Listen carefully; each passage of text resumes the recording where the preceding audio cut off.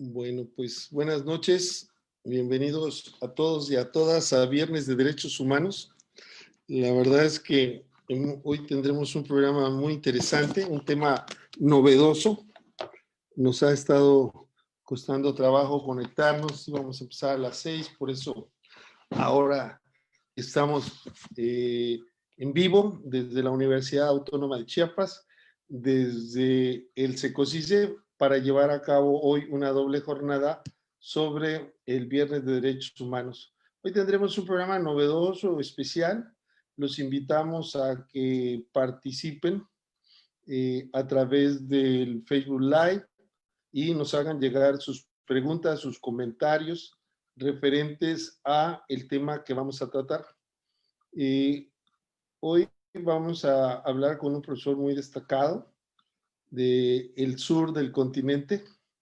Vamos a ver quién estará con nosotros hoy.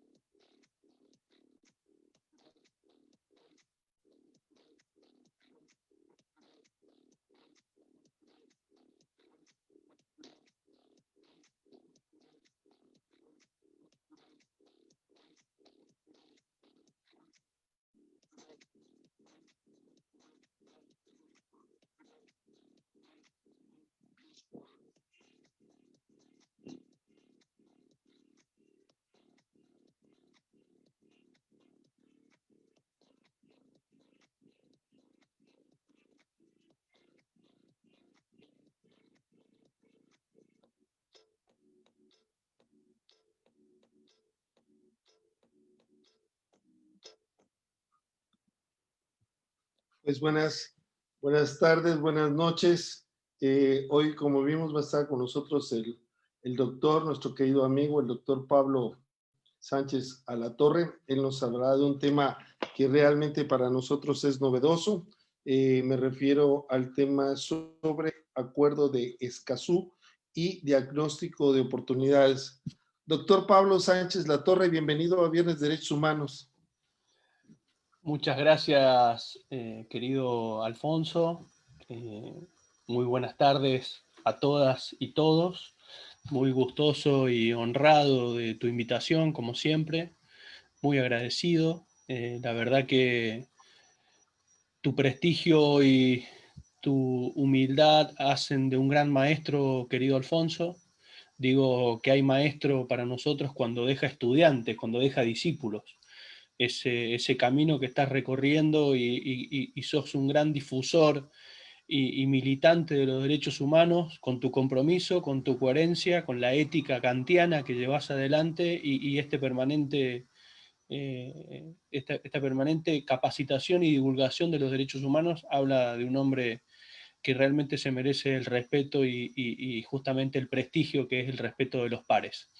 Agradecido en primer lugar a la Universidad Autónoma de Chiapas y también al SECOSICE, este gran centro de trabajo y de investigación y de formación en materia de derechos humanos, que nos invita a reflexionar sobre diferentes problemáticas que son transversales y que tiene como eje la naturaleza y la dignidad humana. Es por eso que, frente a tu invitación, me pareció interesante empezar a abordar algunos temas que son de índole ambiental, vinculado a los derechos ambientales. Es por eso que la propuesta era trabajar sobre el acuerdo de Escazú, un acuerdo que tardó mucho tiempo en que los países de la región, estos 33 países de la región en el 2018, se pusieran de acuerdo en un estándar básico sobre algunos ejes centrales, ¿no? Esos ejes centrales vienen del principio 10 de la Declaración de Río, que es garantizar los derechos de acceso, es decir, el acceso a la información pública ambiental, ¿sí? El acceso a la justicia ambiental, el acceso a la participación pública ambiental en la toma de decisiones, ¿sí? Y es el acuerdo de Escazú, que justamente es una pequeña localidad de Costa Rica, donde en el 2018 se empieza a firmar por los poderes ejecutivos de 24 países de la región de América Latina y el Caribe, y se pone como cláusula de que este convenio, este acuerdo, iba a entrar en vigor si en el plazo de 2 años lo ratificaban 11 países.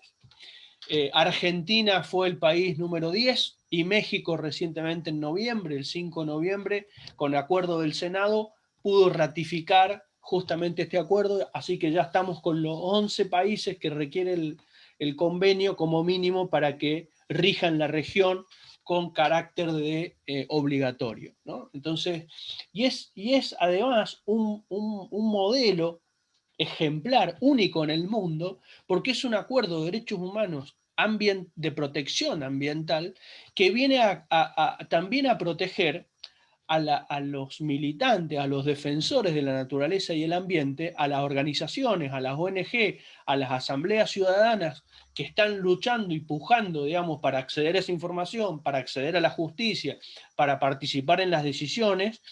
Tiene una cláusula especial que proteja el entorno, porque América Latina es el lugar más peligroso en el mundo para ejercer los derechos de defensa del medio ambiente.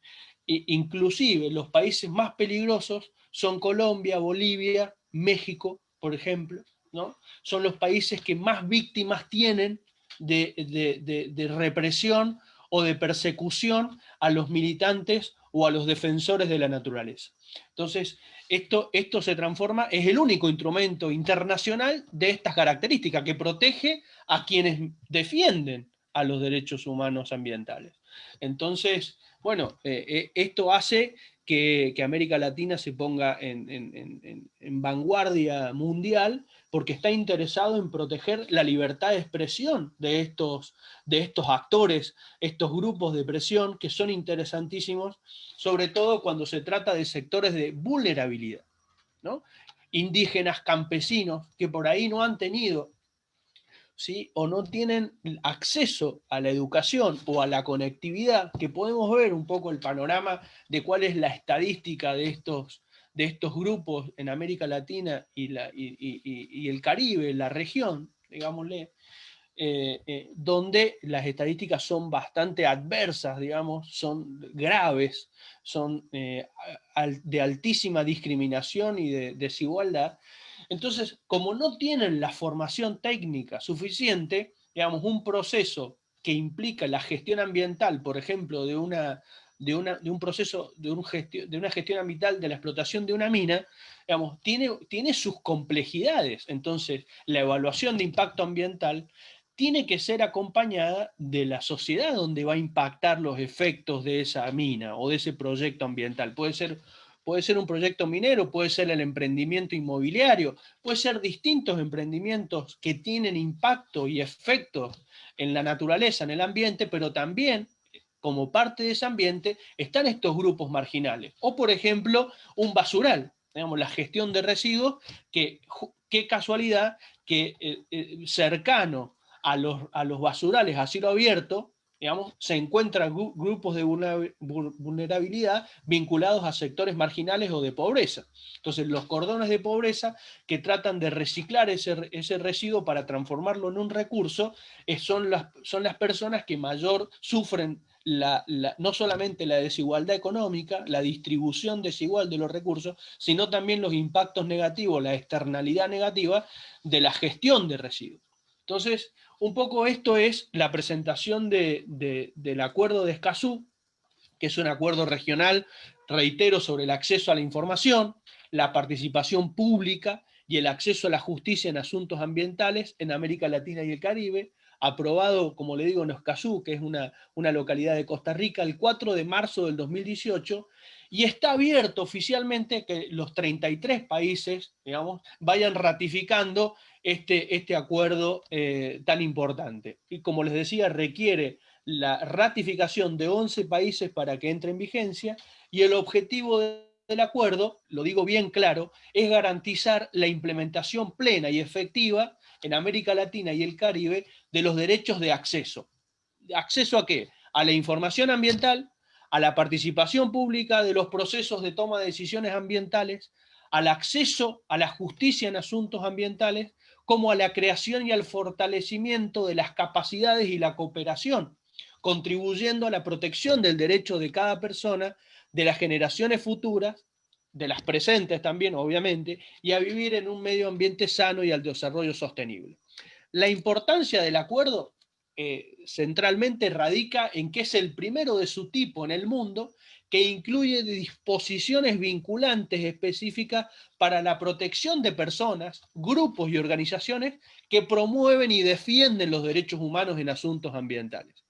En particular, por ejemplo, para la Argentina, se caracteriza por tener las tasas de deforestación más altas del mundo, así como la falta de acceso a la información ambiental, lo mismo pasa en México, o la falta de participación en la toma de decisiones, cuando es tardía generalmente la práctica política en la toma de decisiones ambientales es tardía o nula. Digamos, no hay una práctica de que la sociedad participe, ni se ha ajustado la tecnología, la conectividad para que los grupos vulnerables o de vulnerabilidad o no, las víctimas o los interesados en saber de qué se trata ese proceso de gestión ambiental, digamos, no pueden acceder a la información, o porque no tienen conectividad, o porque no tienen capacitación técnica, porque no han sido incluidos del minuto cero del proyecto, no cuando el proyecto ya está aprobado y se está por ejecutar, ahí llamo a la sociedad. Tengo que invitar a la sociedad a participar,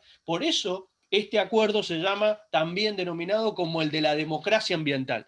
¿Por qué? Porque la participación, el acceso a la justicia, el acceso a la información, hace a la transparencia de un Estado. Entonces, fortalece y profundiza la cultura democrática en la medida que pueda garantizar el acceso a estos derechos que estoy mostrando, querido profesor Alfonso. Muy interesante, la verdad, una introducción que despierta muchas inquietudes. Saludamos a Ellen Jonacá, saludos a Chaín Vázquez, bueno, es alumno del tercer módulo, saludos. También saludamos a Lina Herrera, es egresada de Derechos Humanos, tuve la fortuna de tenerlo como asesor, bueno, yo también. Excelente tema. Valencia, NASA Valencia, Alex Gómez, saludos, excelente tema, saludos desde Jalapa, México. Ahora, yo quisiera hacer algunas preguntas respecto a este interesante tema. Me llama la atención que sea un medio para proteger a los defensores de derechos humanos, porque es muy específico. En este sentido, ¿cuáles serían los medios que prevé para proteger a los defensores de derechos humanos? Y si hay un órgano de supervisión de este tratado internacional y cómo funciona en su caso, estimado doctor Pablo Sánchez. Saludamos a Mónica Seis, que nos ve y nos oye desde Tapachula, Chiapas. Adelante, doctor Pablo, por favor. Bueno, respondo tu interesante pregunta, profesor Alfonso. Con respecto a la protección de los defensores del medio ambiente, lo que protege es el entorno, es decir, lo que obliga a los estados parte es a gestionar que el entorno en el cual se dan este ejercicio de derecho, tanto de la libertad de expresión, de acceso a la información, de justicia, ¿sí? de participación ciudadana, sea de manera tal que la integridad física y el ejercicio de las libertades no se encuentre amenazado por ningún obstáculo, ningún grupo de presión, ninguna amenaza pueden llegar a padecer estos defensores de los derechos humanos ambientales. Entonces, lo que garantiza es justamente ese entorno, ¿no? Poder ejercer esos derechos libremente. No hay un órgano supervisor porque está la conferencia de por medio de los propios estados, porque lo que hace este acuerdo es trabajar con principios, estándares y reglas, ¿no? ¿Qué significa a nivel teoría general del derecho? Yo interpreto a los principios como lo enseña el querido profesor Robert Alexi, como mandatos de optimización. Es decir, son directrices que orientan el curso de la decisión y también de la interpretación. Es decir, son la manera en que se encuentran los canales para maximizar los mandatos convencionales y constitucionales. Es decir, frente al conflicto, cuál es el mejor plan que piensa el sistema convencional y constitucional para el caso concreto, ¿no? Para el conflicto.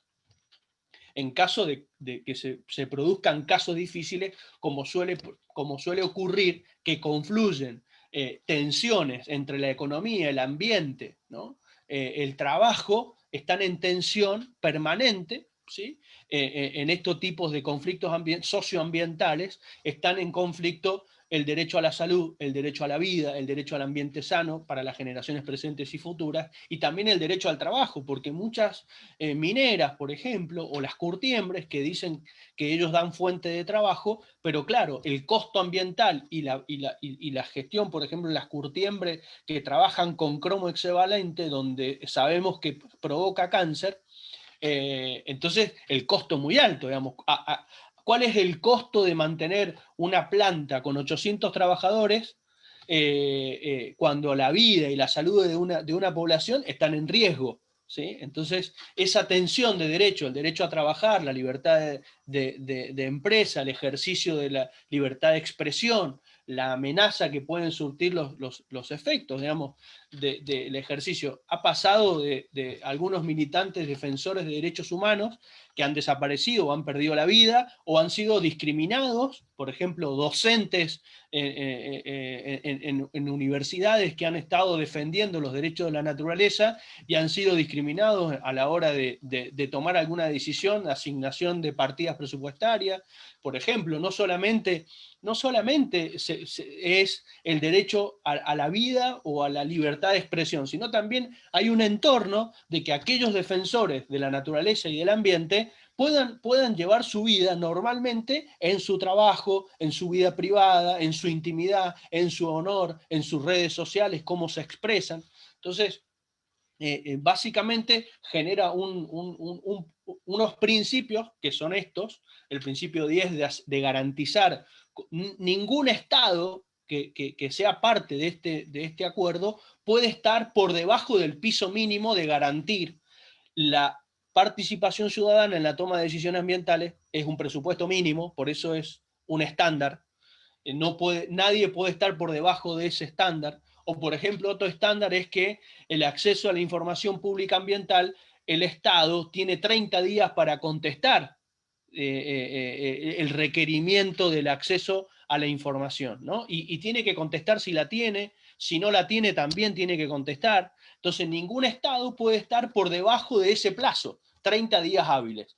Obviamente que si un Estado tiene un plazo menor de 15 días, eso beneficia el acceso a la información. Pero nadie puede perforar el piso de los 30 días hábiles. Es decir, ningún Estado puede estar por encima de los 30 días hábiles o un plazo superior, porque eso alejaría, digamos, o de alguna manera erosiona el derecho al acceso a la información. Entonces, y tiene reglas donde las reglas pueden ser seguidas o no seguidas. La estructura de la normativa del acuerdo, que ha sido criticada por Chile, fíjense el caso de Chile. Chile, por ejemplo, fue uno de los que promovió el acuerdo junto con Costa Rica, y son dos países que no lo han ratificado. Y Chile hoy está diciendo que tiene términos ambiguos porque la estructura normativa de los principios es elástica. Son mandatos de optimización. Por lo tanto, no podemos pedirle precisión cuando el derecho se está construyendo de manera principialista, es decir, con estos principios y no con reglas duras como era en el siglo XIX. Entonces, no hemos quedado en el siglo XIX para justificar algunos intereses, porque ellos tienen, por ejemplo, mucha actividad minera, entonces por ahí algunos intereses contrapuestos en la política exterior. La misma comunidad académica de Chile está diciendo que no tiene ninguna ambigüedad el acuerdo de Escazú. Es más, la estructura normativa la arquitectura, el diseño de las normas es principialista. Tiene presupuestos mínimos que son estándares, tiene reglas que pueden ser seguidas o no seguidas, y tiene principios. Entonces, esa es la estructura básica hoy del Estado convencional de derecho. Perdón, profesor Alfonso, que yo esté explicando algo que usted da cátedra, pero es No, necesario no, ratificarlo. no, es muy interesante, ¿verdad? Saludo a Jesús Manuel Orozco. Hace no sé qué tiempo, con eso que se recuerda del Facebook, estábamos en Florencia, habíamos participado en un congreso internacional y la verdad es un gran amigo. A Frida Natarén, que es trabajadora del Secocice, a Jesús Zampollo, los saludo con afecto.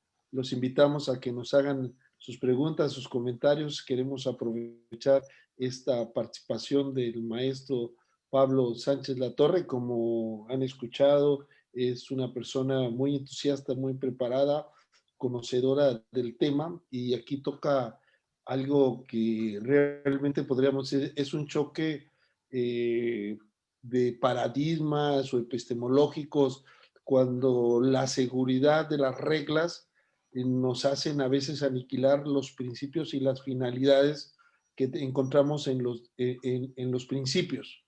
Ahora, desde ese punto de vista, ¿no sería que a, lo, al, a los pensadores decimonónicos, que todavía existen muchos, les cuesta trabajo construir las premisas partiendo de la realidad y también construir premisas que pueden dejar de aplicar reglas? ¿No será que es un choque ahí de paradigmas para justificar muchas veces la no protección eficaz, como por ejemplo este tema tan interesante del medio ambiente?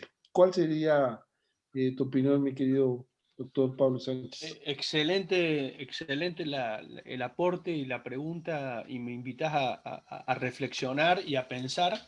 Y te digo, dos temas tocaste. El primer tema es el cambio paradigmático que algunos por interés o por cultura no han podido leer, sobre todo el Poder Judicial, donde hemos sido condenados muchos estados por no conocer el derecho convencional.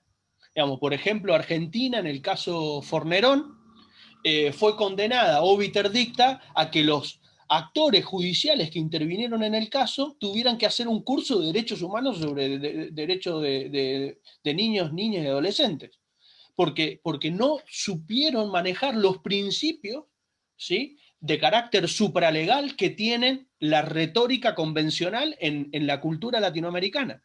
No lo han podido digerir todavía. ¿Por qué?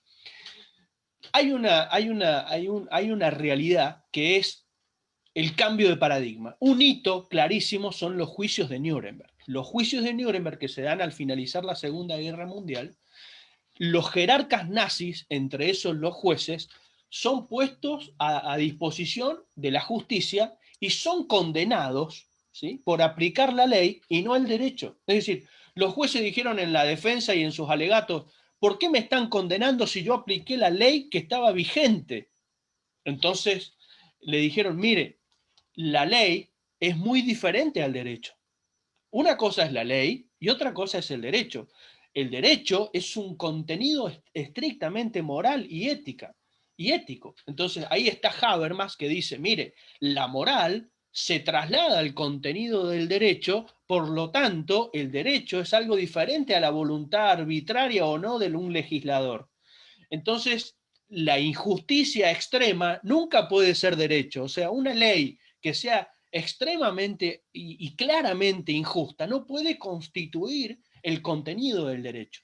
Ahí estaba Radbruch, estaba Habermas, estaba la teoría de la justicia de Rawls, digamos, todos tratando de identificar este cambio de paradigma, salir del positivismo hegemónico, del discurso hegemónico, que había traído tanto malestar a la aplicación de la subsunción normativa, un derecho de reglas que traía aplicaciones absurdas y, cuando no, obviamente injustas. Entonces, a partir de ahí pasamos de un Estado legal de derecho a un Estado constitucional, y actualmente podríamos hablar de un Estado convencional de derecho. ¿sí? Porque se ha convencionalizado el derecho, las normas de derecho convencional, de derecho internacional, de derechos humanos, han pasado al derecho interno y es el derecho vigente. Ahora, ningún caso, ninguna decisión hoy se está resolviendo, por lo menos en Argentina y en los países que yo conozco, sin acudir a la retórica y al peso discursivo y argumentativo del derecho convencional. En la interpretación, en el control, en la fiscalización normativa, el control de convencionalidad, que tanto hemos trabajado, que tanto hemos pensado, bueno, ese es un cambio de paradigma. Es un cambio de paradigma de pasar de un Estado legal de derecho positivista a un Estado convencional de derecho donde el juez tiene que aplicar principios, tiene que saber qué es un estándar, tiene que saber qué es una regla, tiene que saber argumentar y no interpretar la ley, sino argumentar, porque se producen tensiones. ¿Cuáles son las tensiones en los principios? Que hay casos en los que se producen tensiones donde están protegidos derechos que pesan iguales en abstracto. Si usted tiene el derecho a trabajar, pero también tiene el derecho a un ambiente sano, están protegidos con la misma norma convencional y constitucional.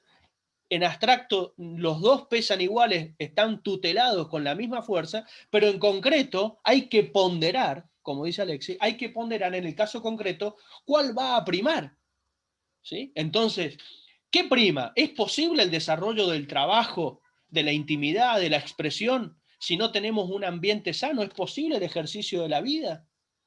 Y no, entonces no hay una prelación normativa donde establezca cuáles son los principios o derechos más importantes, sino que es aplicación en el caso concreto. Entonces, estos estándares que los estados tienen que cumplir en materia ambiental, de acceso a la información pública, de acceso a la justicia, donde tendrán que especializar los juzgados, tendrán que tener competencia específica, donde tendrá que haber capacitación permanente para los abogados, para los operadores jurídicos, para las personas que administran justicia, ¿sí? para la sociedad en general, porque somos un continente que tiene una alta estadística de desconocimiento de las normas constitucionales y convencionales, tenemos un alto índice de deslegitimidad de los jueces, no creemos en la justicia, entonces aquellos problemas que tienen que resolver el Poder Ejecutivo con políticas públicas lo terminan resolviendo los jueces, ¿sí? En casos concretos, y terminan gobernando los jueces. Por eso tantos autores están hablando de la era de los jueces, el gobierno de los jueces, la ideología de los jueces. Entonces terminan resolviendo aquellas cuestiones que tendrían que resolver el Poder Ejecutivo de manera preventiva y precautoria, que también son principios que están en el Tratado de Escazú, en la Declaración de Río y en otras normas internacionales. Pero, como les digo, a nivel regional hay mucha legislación sobre acceso a la información, sobre participación ciudadana, sobre justicia ambiental. México tiene, Argentina también la tiene en el derecho interno, no en el derecho internacional.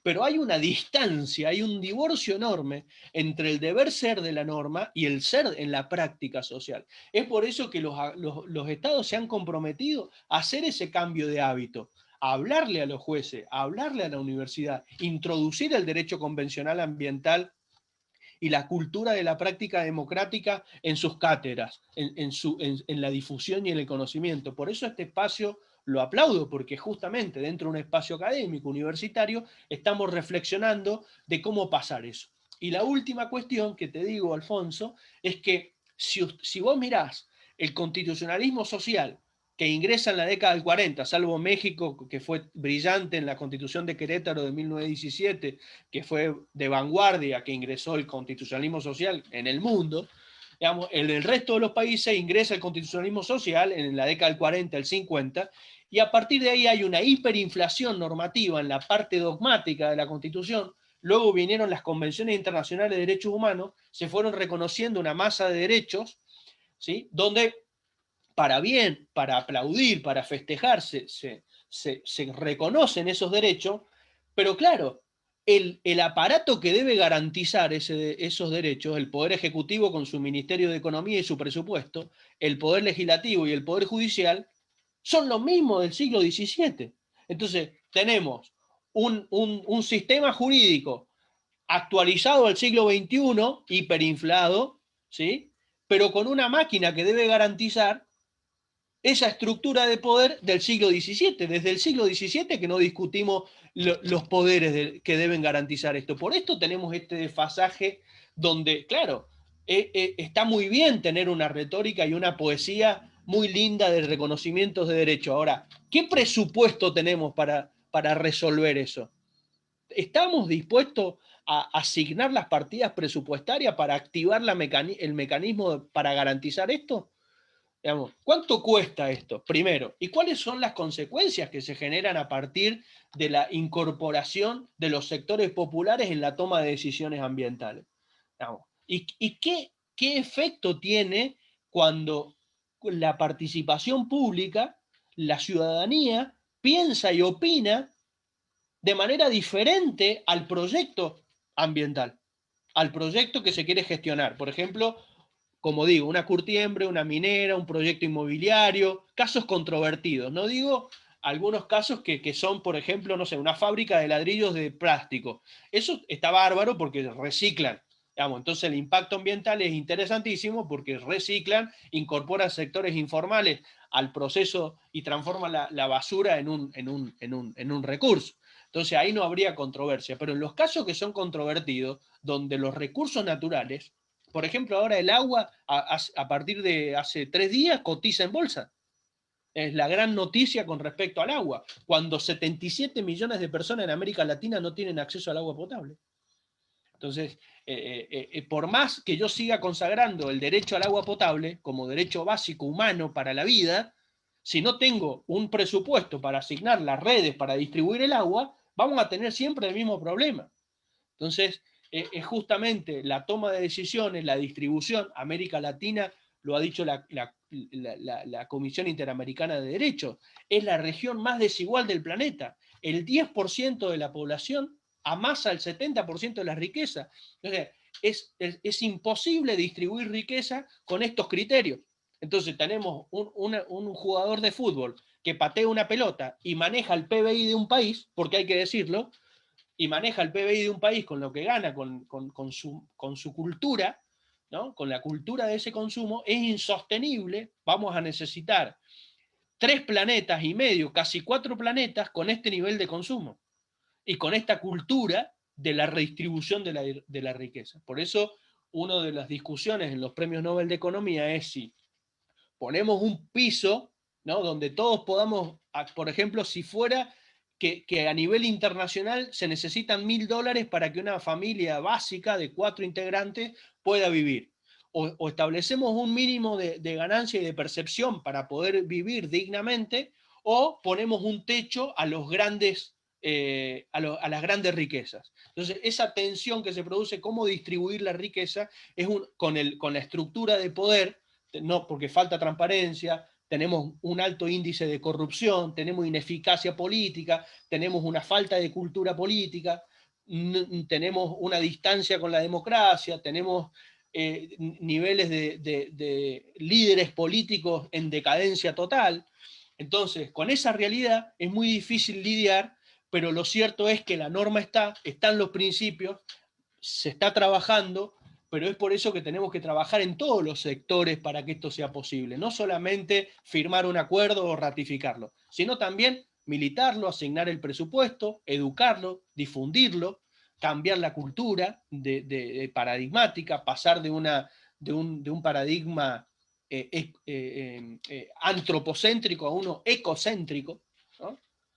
Y estos son los temas que interesan, querido profesor Alfonso. Muy interesante. Nos pregunta Mónica Seis que cuáles serían los avances, especialmente en este tratado internacional, y si era necesario en relación a la gran cantidad ya de tratados que existen y que suscriben nuestros países, ¿no? Esa sería la pregunta. Bueno, con respecto al avance, como decía recién, en general en la región hay una alta protección al acceso a la información y a la participación ciudadana, pero no había un acuerdo internacional de este tipo donde todos los estados confluyeran y dijeran, estos son los estándares mínimos de la gestión ambiental.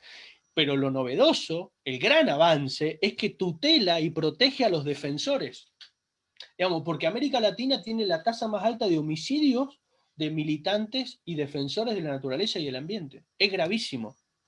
Entonces, el gran avance es ese, digamos, porque es un modelo paradigmático de que tutela con preferencia a los defensores y militantes y a las organizaciones para proteger el entorno. Esta lógica de poder, digamos, donde usted imagine una asamblea ciudadana que se reúne un grupo de vecinos y quiere luchar contra una minera o un emprendimiento inmobiliario porque quiere custodiar el bosque nativo, ¿sí? Y resulta que recibe presiones en su trabajo, recibe pintadas y scratch en su casa, es discriminado por el propio entorno de la familia, del grupo político, de la escuela. Los hijos, por ejemplo, yo soy abogado de una asamblea ciudadana acá en Argentina, y los hijos de los trabajadores de una empresa están enfrentados con los hijos de los que están militando para que la empresa ajuste a la gestión ambiental a los estándares ambientales legales que establece la normativa internacional, local, nacional.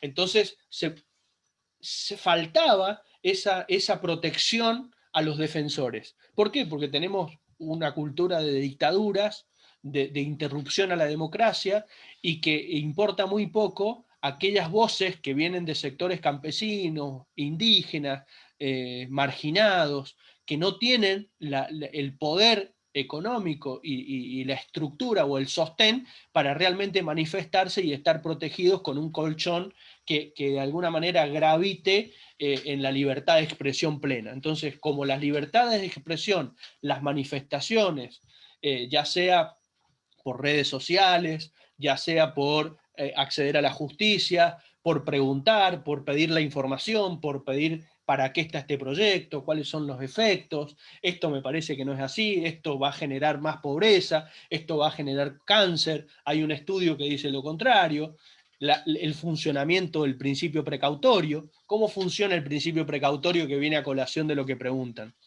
El principio precautorio y el preventivo son centrales en la lógica ambiental.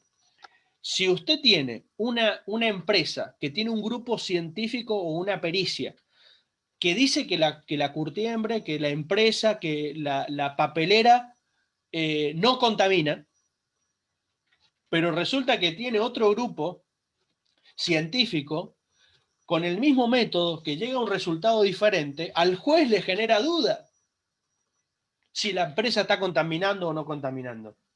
El principio precautorio lo que le dice al juez es que si está en estado de duda, por el principio pro natura, tiene que clausurar, tiene que suspender la actividad empresarial, la actividad industrial, hasta tanto esté en el grado de certeza de que no contamine. A ver, cuando digo no contamine, es no contamine severamente el ambiente, de manera grave, porque desde que nacemos y generamos un pañal, ya estamos contaminando el ambiente, pero justamente hay contaminaciones que son severas, un grado tal, por eso se generan estándares donde tenés que estar eh, dentro de ese estándar para poder ser sustentable. Si estás por encima de ese estándar que fija la ley, estás justamente violando la normativa y estás contaminando. Entonces, esa tensión que se produce entre dos grupos científicos que con el mismo método llegan a resultados diferentes, evidentemente el precautorio tiene que decir, no, tengo que estar en estado de grado de certeza, tengo la duda, por lo tanto suspendo como medida cautelar la actividad industrial. La duda favorece la protección, podríamos decir. Sí, es el indubio pro persona, el indubio pro natura, son partes también del convenio. Bueno, nos saluda Carolina Ramón, saludos desde Ecuador, excelente exposición Ricardo López. Vamos cerrando, mi querido Pablo Sánchez, Bueno. ¿cuáles serían los puntos medulares que sería interesante que nosotros reflexionáramos? De hecho, quiero decirte que yo estoy haciendo una investigación sobre cuestiones del medio ambiente y para mí se me hace muy atractivo este acuerdo porque de una u otra manera es un documento más de protección de los tantos que existen y que requieren su difusión, como le ha pasado a las Cortes Nacionales cuando hablabas de que fueron condenados bajo el principio de garantía de no repetición los funcionarios de Argentina, pues acá también en México han Sí, sido condenados. sí, en Colombia también, en Perú también. Sí, Sí, sí. sí. Hay que decir que realmente esto de los derechos humanos y las protecciones, pues cuando nosotros estudiábamos, bueno, en el caso muy particular, pues no llevábamos una materia de derechos humanos, los derechos humanos era para la sociología, la antropología y quizás algunas cuestiones filosóficas, ¿no? Pero ahora tienen la protección de la ley, están como parámetros éticos, son soporte de la democracia sustantiva y realmente tener estándares de protección a nuestra casa, al planeta, al medio ambiente, es algo tan fundamental y necesario, porque recuerdo también la sentencia contra Argentina este año, contra la comunidad indígena Laca Joná en nuestra Sí. tierra, donde la Corte por primera vez interpreta el artículo 26, que es el derecho al medio ambiente sano, y lo interrelaciona con el derecho a la identidad cultural, el derecho al agua y el derecho a la alimentación.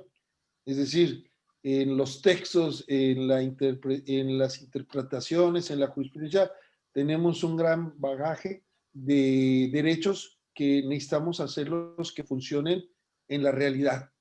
Y por eso un primer paso es que se conozca y que se reflexione. Por eso es muy importante esta información que has compartido. Te quiero agradecer mucho, Pablo Sánchez Latorre. Para mí, nos conocimos, siempre lo digo cuando tenemos la oportunidad, en la Feria Internacional del Libro en Guadalajara, y hemos mantenido una relación académica de amigos en la lejanía, pero también en la cercanía a través de estos medios, y siempre he reconocido en ti una persona entusiasta, emprendedora y sobre todo comprometida con la academia, y eso es muy importante. Así que, ¿cómo podríamos cerrar este Viernes de Derechos Humanos, mi querido Pablo Sánchez Latorre? Abrazando a todas y todos los que nos están escuchando y lo que en el futuro se vayan a formar, comprometiéndose con el estudio y la coherencia ética y sobre todo pensando en las próximas generaciones y no en las próximas elecciones. Muy bien, muy bien. Pues a nombre de la Universidad Autónoma de Chiapas, del SECOSICE, te queremos entregar este reconocimiento simbólico, ¿no? Ah, Por bueno, que gran esto se llama participación. eficiencia. Esto no lo había visto nunca, tan pronto. Bueno, es parte de acotar los plazos para que sean más razonables, ¿no? Quiero reconocer al doctor Pablo Sánchez Latorre por su destacada participación como ponente con el tema Acuerdo de Escazú, Diagnóstico de Oportunidades en el Seminario de Promoción en el programa Viernes de Derechos Humanos. Un espíritu recorre toda América, es el espíritu de los derechos humanos. Mi querido Pablo, te agradezco mucho de todo corazón, te deseo felices fiestas de fin de año y que el próximo año nos podamos encontrar de manera virtual y también de manera presencial para seguir impulsando estos temas que nos hacen reflexionar. Y a los que nos han seguido, les queremos agradecer, les mandamos un saludo a Facebook Live, a mis alumnos que de una u otra forma pronto verán el video, los que no lo vieron, les digo que es una oportunidad para hacer patente el conocimiento de esta nueva información.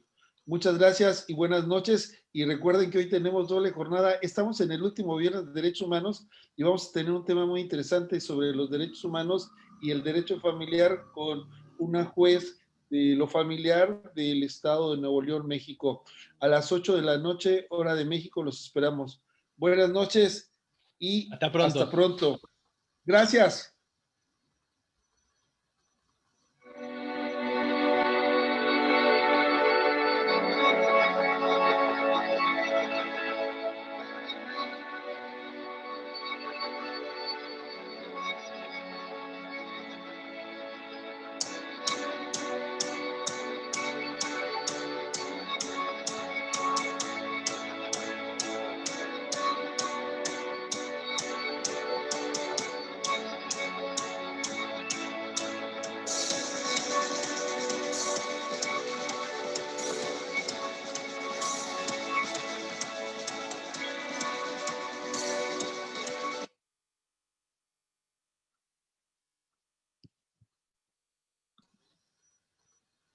Acá estoy, querido amigo. Bueno, pues ya terminamos. Buenas Bueno, noches. bueno. Todos nos están viendo en Facebook Live, pero ¿Cómo pues ahora salió? sí que buscamos. No, excelente. Muchas gracias, ¿eh? La Bueno, verdad es que espero que incorpores este acuerdo a al bagaje y al gran capital cultural que tenés. Y estamos a disposición. No te voy a saludar para la fiesta, así que no te saludo ahora, te voy a mandar mensaje y un pan dulce. gracias, amigo. Mm. Tenlo por Bueno, seguro que me va a servir. Muchas bueno, gracias. abrazo grande. Hasta Chao, pronto, chao. amigo. Dale.